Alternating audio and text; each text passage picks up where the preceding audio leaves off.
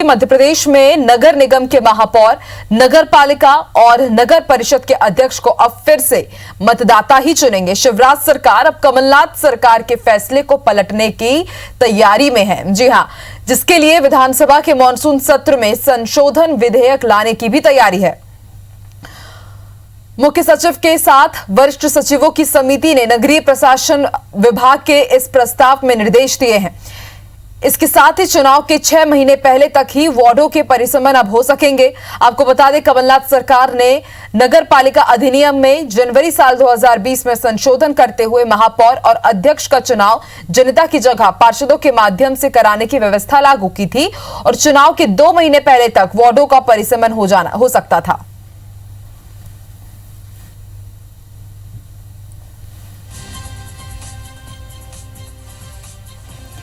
तो शिवराज सरकार पूर्व की कमलनाथ सरकार के एक बड़े फैसले को पलटने की तैयारी में है, जिसके बाद कयास लगाए जा रहे हैं कि अब एक बार फिर से महापौर का चुनाव जनता ही करेगी। इसके साथ ही वार्ड परिसीमन का जो नियम है उसको भी पलटने की तैयारी चल रही है।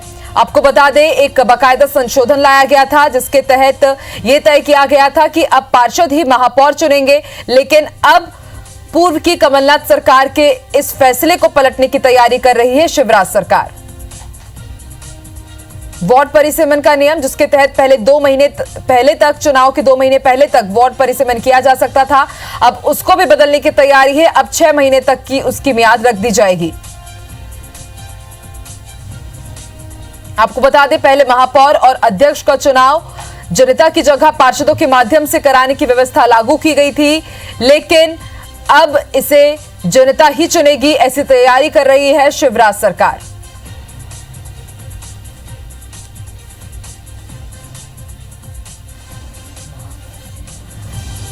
चलिए, और ज्यादा जानकारी के लिए, अच्छे से समझाने के लिए हमारे साथ आलोक शर्मा जुड़े हुए हैं, बीजेपी नेता हैं। आलोक जी, बहुत बहुत स्वागत है आपका IBC 24 में। सर, जी नमस्कार। जो फैसला लिया गया था पूर्व की कमलनाथ सरकार द्वारा कि पार्षद ही महापौर और अध्यक्ष चुनेंगे, लेकिन अब शिवराज सरकार आई है तो अब इस फैसले को पलटने की तैयारी की जा रही है, क्या वजह मानते हैं आप?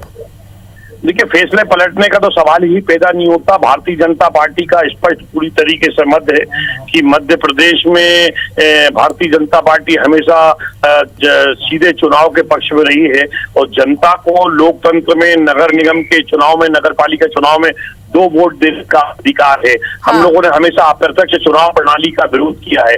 जनता को जब लोकतंत्र में एक पार्षद के लिए वोट देने का अधिकार है, एक महापौर के लिए वोट देने का अधिकार है, तो कांग्रेस इसको क्यों छीनना चाहती है वोट के अधिकार को? नंबर 1, कहीं ना कहीं अप्रत्यक्ष चुनाव प्रणाली से कहीं ना कहीं भ्रष्टाचार को बढ़ावा मिलता है और कहीं ना कहीं नगर पालिका के अध्यक्ष और महापौर काम नहीं कर पाते हैं। इसलिए भारतीय जनता पार्टी का हमेशा यही कहना है कि हम जनता से सीधे चुनाव कराएंगे। चलिए, ठीक है, आप हमारे साथ बने रहिए। आलोक जी, हमारे साथ विभा पटेल जी भी जुड़ी है, कांग्रेस का पक्ष भी रखेंगे। विभा जी, अब एक पूर्व की कमलनाथ सरकार ने जो फैसला किया था कि पार्षद और अध्यक्षों को जो चुनने का है वो अब पार्षद ही चुनेंगे, महापौर और अध्यक्ष की बात की जाए, लेकिन अब इसे बदलने की तैयारी कर रही है शिवराज सरकार। किस नजरिए से आप देखती हैं इसे? देखिए, भारतीय जनता, मुझे तो आश्चर्य हो रहा है आलोक जी इस तरह की बात कर रहे हैं, क्योंकि जब जिला पंचायत अध्यक्ष का सीधे चुनाव होता था और भारतीय जनता पार्टी ने उसे पलटकर इनडायरेक्ट कर दिया था, सदस्यों के द्वारा चुनाव किया, तो क्या इन्होंने बढ़ावा देने के लिए उसे मंडी अध्यक्ष का चुनाव को इनडायरेक्ट किया था इन्होंने? तो क्या इन्होंने भ्रष्टाचार को बढ़ावा देने के लिए उसे इनडायरेक्ट किया था? देखिए, दरअसल इनकी मंशा ही हमेशा हर चीज में भ्रष्टाचार देखने की होती है और निश्चित तौर से मेरा ये मानना है कि जो इनडायरेक्ट चुनाव है उसमें न केवल महापौर अपनी जिम्मेदारी समझता है, बल्कि पार्षदों को जब अधिकार होता है तो वो भी बढ़ चढ़कर उसमें भाग लेते हैं। एक नए नेतृत्व की शुरुआत होती है, तो मुझे लगता है कि उसमें कोई भी चीज गलत नहीं है। क्या कहना चाहेंगे आप आलोक जी? आपने सुना विभा जी का क्या कहना है, कांग्रेस का पक्ष भी उन्होंने रखा है।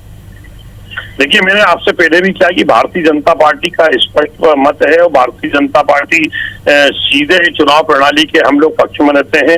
हमने कभी भी अप्रत्यक्ष चुनाव प्रणाली में नहीं किया। मैंने पहले भी अध्यक्षों का चुनाव इनडायरेक्ट क्यों किया था? सीधे चुनाव से जब होते थे मंडी अध्यक्ष के चुनाव, तो इन्होंने उसे इनडायरेक्ट किया था। आखिर उस समय इन्होंने इनडायरेक्ट चुनाव का विरोध क्यों नहीं किया था आलोक जी ने? देखिए, मैं कह रहा हूँ, कांग्रेस ने हमेशा ही भ्रष्टाचार को बढ़ावा दिया है, पार्षदों की इसमें खरीद फरोख्त होती है और कहीं ना कहीं महापौर जो विकास के काम करना चाहते हैं वो नहीं कर पाते, क्योंकि मध्य प्रदेश में कहीं ना कहीं कांग्रेस गुट में बटी हुई है, गिरोहों के अंदर बटी हुई है और एक दूसरे को कहीं ना कहीं विकास के कार्य प्रभावित होते हैं। नरोत्तम शर्मा जी का गुट है, नरोत्तम मिश्रा जी का गुट है, शिवराज जी का गुट अलग है। देखिए, भारतीय जनता पार्टी में कुछ नहीं है। भारतीय जनता पार्टी में सामूहिक निर्णय होते हैं। ये तो गुट अंदर बटी हुई है, तो कांग्रेस पार्टी सुरेंद्र सिंह जी अलग गुट से आते हैं, क्यों आप मुद्दे से भटक रहे हैं? नहीं, गुट तो आप क्या है, आपकी पार्टी के अंदर एक गुट नहीं है। हम लोग तो एक विचारधारा के लिए काम करते हैं, आइडियोलॉजी के लिए काम करते हैं, सामूहिक निर्णय हमारे यहाँ होते हैं। मुद्दे से इसीलिए तो कांग्रेस में भगदड़ मची हुई है, सारे लोग एक दूसरे को नीचा दिखाने का काम करते हैं। तो मंडी अध्यक्ष के चुनावों को इन्होंने इनडायरेक्ट क्यों किया था? चलिए, सवालों की बहुत सारी झड़ी है आलोक जी, विभा जी, देखने वाली बात होगी अब आगे क्या कुछ होता है। और ज्यादातर देखा यही गया है, पूर्व की कमलनाथ सरकार ने जितने भी फैसले लिए हैं उसको पलटा ही गया है शिवराज सरकार की तरफ से। आप दोनों का ही शुक्रिया हमारे साथ जुड़ने के लिए, पूरी बातचीत के लिए।